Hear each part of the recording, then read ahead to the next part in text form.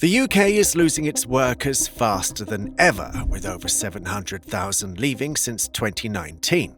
Many businesses are struggling to find people for needed jobs. Job openings are on the rise, industries are feeling the strain, and workers are shrinking faster than ever. What's going on? Why the sudden decline? Will the UK be able to curb the decline before it's too late? Let's find out. Since the pandemic, hundreds of thousands of people have dropped out of the workplace. They become economically inactive. It's no longer news that the United Kingdom faces one of the worst labour shortages in its modern history. From healthcare to retail and construction to hospitality, businesses cannot find the right number of workers they need. However, this problem isn't just an occasional setback. It is, in fact, a full-blown crisis that threatens to reshape the British economy. According to the Office of National Statistics, the UK had about 819,000 job vacancies at the end of 2024. This number is much higher than before the pandemic, with job openings now over 38% more than in 2019.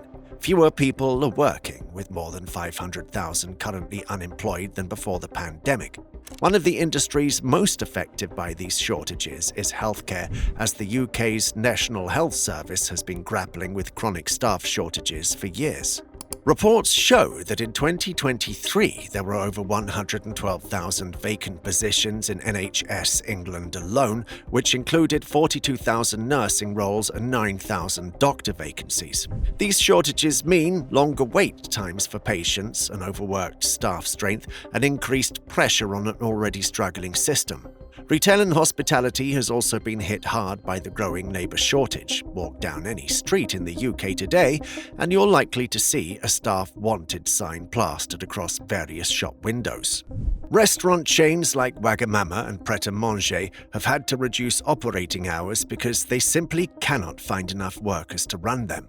According to reports from UK Hospitality, the sector had over 170,000 unfilled jobs in 2023, representing an increase from previous years.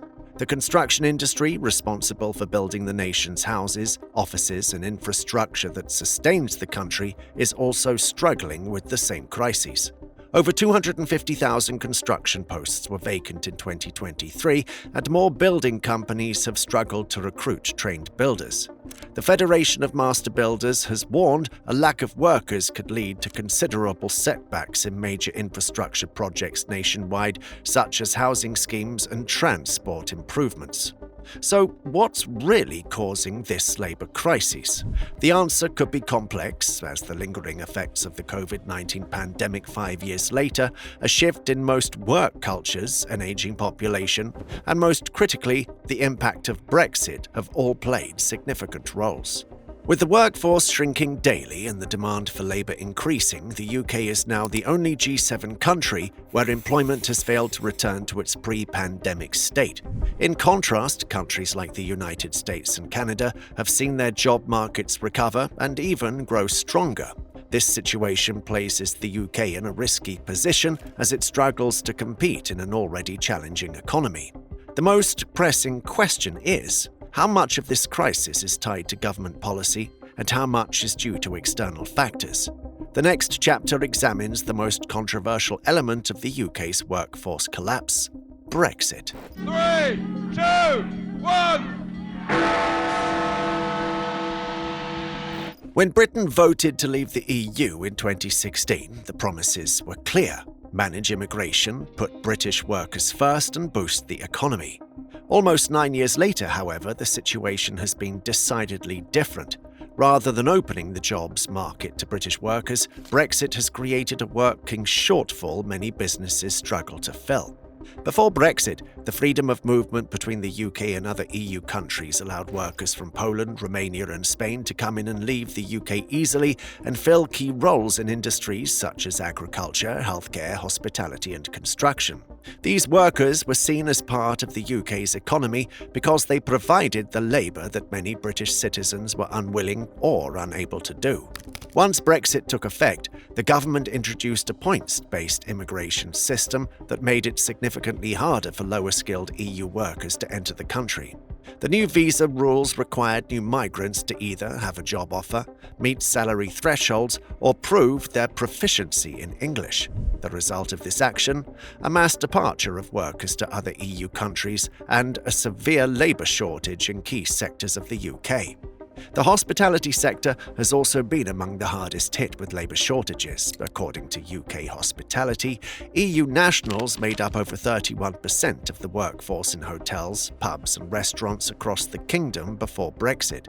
That number has, however, seen a much more significant reduction as hospitality businesses that previously relied on the steady stream of workers from countries such as Spain, France and Italy are now struggling to find their replacements. In response to this development, more businesses are seeing a sharp reduction in their opening hours. Perhaps one of the most alarming consequences of the UK's workforce losses is the impact it has on the NHS and social care sector, as the UK has historically been responsible for recruiting thousands of doctors, nurses, and even caregivers from other EU countries to keep its healthcare system functioning. In 2023 alone, the number of EU nurses joining the NHS dropped by almost 80% compared to before Brexit. However, the damage doesn't end there. The construction industry was already struggling with a skills gap and saw tens of thousands of EU workers leave. The Federation of Master Builders reported that the UK construction sector lost over 150,000 workers due to Brexit, which delayed infrastructural projects and drove up building costs. Despite these workforce problems, the British government has refused to relax its immigration policies, arguing that British workers can be trained to fill the gap. However, training takes time and businesses need workers now. Due to this, several companies in the UK are considering relocating or outsourcing to countries with more secure labour sources. Even though Brexit was designed to prioritise British jobs, the reality has been the opposite. Skilled workers from EU countries who once saw the UK as an attractive workplace are now choosing countries like Germany, France and the Netherlands due to their competitive wages and far less restrictive visa processes. Let's take a look at another reason the UK is losing a significant number of its workforce than anticipated. It is no longer news that the United Kingdom is facing a financial storm that is reshaping its workforce in ways that will be felt for decades to come. The rising cost of living, driven by several factors such as record-high inflation rates, increases in energy prices, and stagnant wages, seems to be pushing many Britons out of the labour force entirely. Workers are no longer just quitting jobs, they're quitting the entire workforce. The once stable middle class is being squeezed like never before, forcing people to work less, relocate abroad, or abandon white-collar jobs altogether. According to the Office for National Statistics, the UK's inflation rate peaked at around 11.1% in October 2022, the highest in over 40 years. Though it has since declined to approximately 2.5% by December 2024, most citizens feel the effects deeply. Food prices increased by 30% between 2019 and 2023, while energy bills doubled for millions of households. Housing costs have been unbearable, with rents in London alone surging by 20% in a year, reaching an all-time high in early 2024. The average mortgage payment has risen by over 60% since 2021, leaving homeowners struggling to repay. What does this mean for the UK workforce? More people are simply unable to afford to work. For many low-income employees, transportation, childcare and everyday expenses were far higher than the financial benefits of staying employed. As a result, the UK's economic inactivity rate, the percentage of working-age people who are neither employed nor seeking work, surged to 21.8% as of early 2024, meaning that over 9 million people were economically inactive. The crisis is particularly severe among young workers and retirees, as younger Britons, especially those in their 20s and 30s, are leaving the country altogether. Skilled professionals, from software engineers to healthcare workers, are relocating to countries where their wages meet more needs. A growing number of Britons are moving to Australia, Canada, and Germany, for example, where salaries are higher than the cost of living and a much lower inflation rate. A study by Total Jobs in 2023 found that 13% of UK workers had considered moving abroad due to the cost of living crisis. Meanwhile, at the other end of the spectrum, more older workers left the workforce earlier than planned. The early retirement rate has surged, with over 300,000 people between the ages of 50 and 64 exiting official forms of employment between 2021 and 2023 alone. Most of these workers have been forced out of work by high living costs, health problems, and pension shortfalls. However, unlike the generations before them, they're not retiring wealthy, as they are scaling down, cutting back on their expenses, or relying on the government to make ends meet. The slow growth and decline in hourly wages have also contributed to why more individuals are leaving the workforce. While inflation is eating away at household incomes, the wage growth of these workers has failed to keep pace. Despite some pay rises in specific sectors, real wages have steadily declined in 17 of the last 20 months. Many British workers earn less in real terms than in 2010, which is a shocking statistic given the overall rise in productivity and profits among major corporations.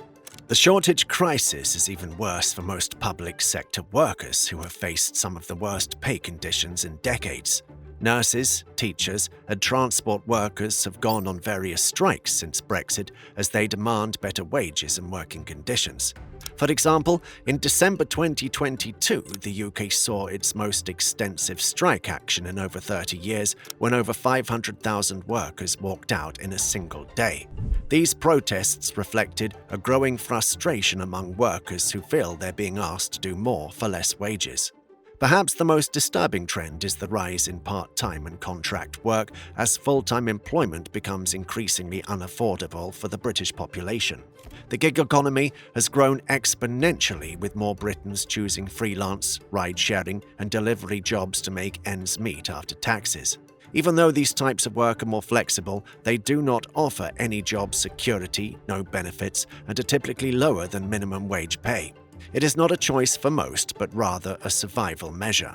This economic strain also affects individuals and businesses. Small and medium-sized enterprises, which make up 99% of businesses in the UK, are facing challenges with hiring. Many cannot afford to increase wages in line with growing inflation, which leads to a cycle where they struggle to attract and retain staff. Larger companies are also adjusting, with big names like Amazon and HSBC announcing layoffs, citing economic uncertainty and declining consumer spending. The labour market is shifting in a way that threatens the UK's long-term economic stability. If businesses cannot afford to hire, workers cannot afford to work, and skilled professionals continue leaving. In that case, the UK risks entering a period of economic stagnation that could take years to recover from. However, even as financial struggles push people out of jobs, another crisis makes it harder for them to return. The pandemic has challenged all that. Staff shortages after a decade of funding cuts, depleted resources. At the heart of the UK's workforce decline is a crisis that few saw coming. Long-term sickness has quietly become one of the biggest reasons why millions of Britons are no longer working. The combination of post-pandemic health issues, an aging population, and the deterioration of public health services has created a situation where more people are too sick to work. The statistics speak for themselves. As of 2024, the number of working-age adults who were economically inactive due to long-term sickness was over 2.8 million, making it the highest on record. And it will get worse if no urgent intervention is made. One of the biggest contributors to this crisis is the aftermath of COVID-19. Long COVID, as it is referred to, is a condition where symptoms persist for months or even years after the infection. This is reported to have affected over 2 million people in the UK. Many who once held full-time jobs have been forced to either reduce their working hours or leave their workplace entirely due to chronic fatigue, respiratory issues, or cognitive impairments. The impact has been felt across multiple industries, particularly in healthcare, education, and customer service, where high exposure to the virus during the pandemic led to greater cases of long-term illness. The combination of pandemic-related stress, financial strain, and workplace burnout has resulted in record levels of anxiety, depression, and stress-related illnesses. The NHS continues to struggle to keep up with healthcare demand, which leads to longer wait times for mental health support. In many cases, workers are forced to quit their jobs simply because they cannot access the care needed to remain employed. As of the UK's population ages, chronic illnesses such as diabetes, arthritis, and cardiovascular disease are becoming more common. Many workers in their 50s and 60s leave the workforce earlier than expected because their health no longer allows them to perform their jobs.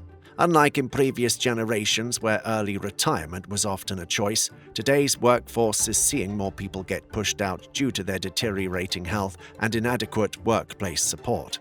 The crisis is not just an individual problem but has massive economic implications. A shrinking workforce means reduced productivity, higher welfare costs, and a greater strain on the NHS.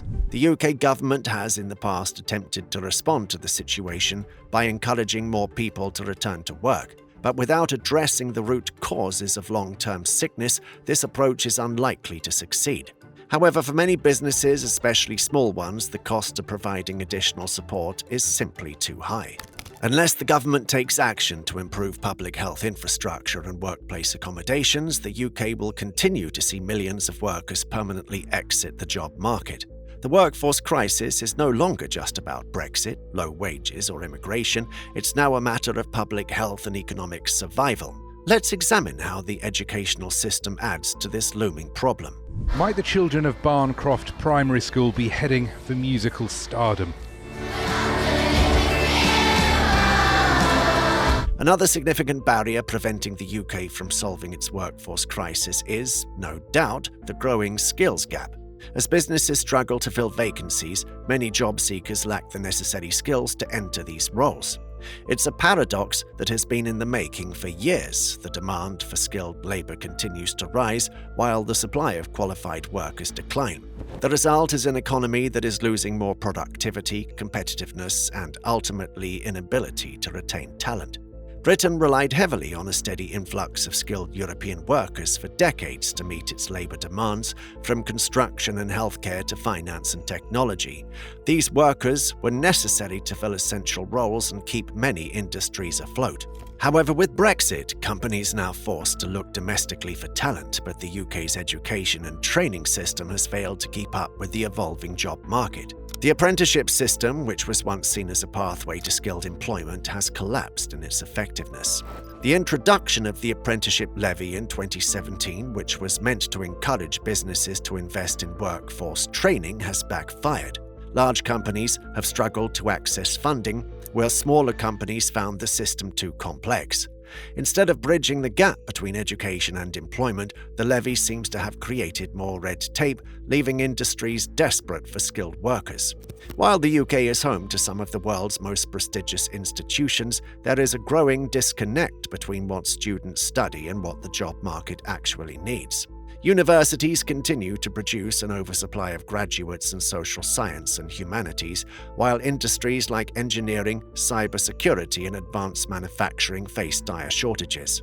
A study by the Confederation of British Industry back in 2023 found that 70% of employers in the UK struggle to find candidates with the right digital and technical skills required in their fields. The construction industry is a prime example of the skills crisis in action.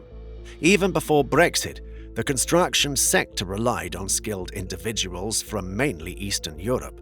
However, with EU migration taking a nosedive, over 225,000 construction jobs are reportedly unfilled. The situation is so severe that major infrastructure projects such as HS2 and other large-scale housing developments are falling behind schedule or being scaled back altogether. The tech industry is another sector in which the UK is falling behind. Demand for data scientists, AI specialists, and cybersecurity experts has increased worldwide. However, Britain's educational system isn't producing enough graduates in these areas for the UK economy. Meanwhile, countries like Germany and Singapore are expanding their digital training programs and positioning themselves as global centers for high-tech talent. One of the most frustrating aspects of this crisis is that the UK government has recognised the issue but has failed to provide effective solutions. In response to the labour shortages, the government launched a number of educational schemes, such as skills boot camps and lifetime skills guarantees, to offer free training for British adults looking to enter new careers. However, critics argue that these programs are too small in scale as they fail to address the systemic issues in the country's education and training framework.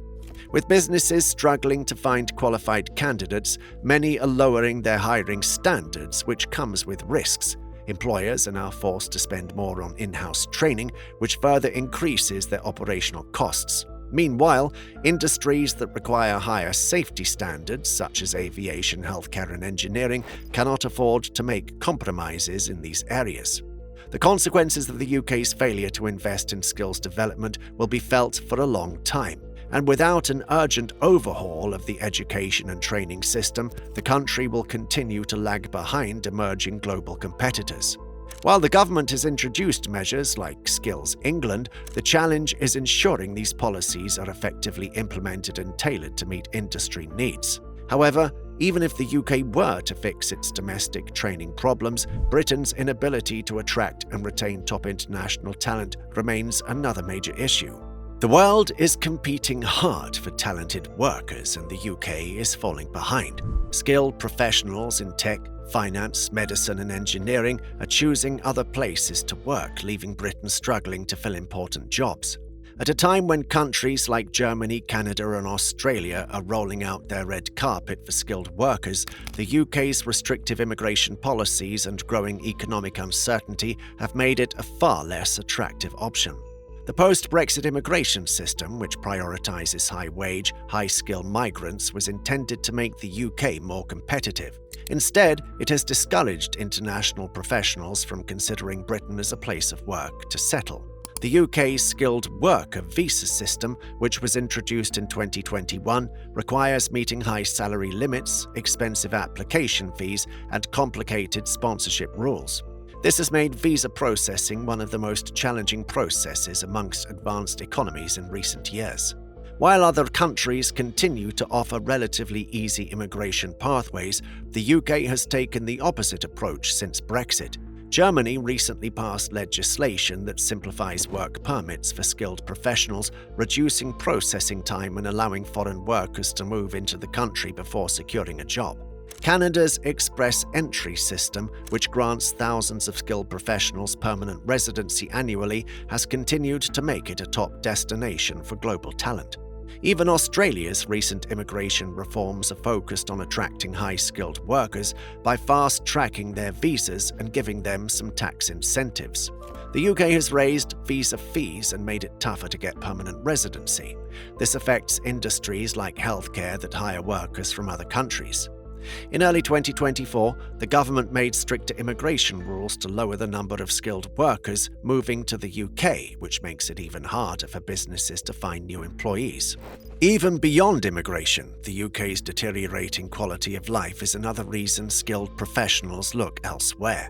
The UK has some of the highest housing costs in Europe, and for many trained professionals, the financial benefits of working in Britain simply do not outweigh the challenges again.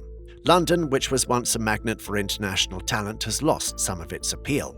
Tech startups and financial firms are increasingly looking to Amsterdam, Berlin, and Dublin, which offer more business-friendly environments with lower corporate taxes and better access to the EU markets. The UK has long been a leader in research, technology, and finance, but if it continues to push away top talent, it risks falling behind in innovation and productivity. To regain its position as a top destination for skilled professionals, the UK must rethink its immigration policies, invest in a better quality of living for migrants, and create incentives for top talent to stay. Otherwise, the country will continue to lose its best and brightest to nations that offer better opportunities. As more corporations and businesses struggle with a workforce shortage and international talent looks elsewhere, urgent action is needed to prevent long-term economic decline in the coming years. What are your thoughts on this? Let us know in the comments. If you found this video informative, like and subscribe to this channel. Thanks for watching. Before you go, watch the other videos on your screen.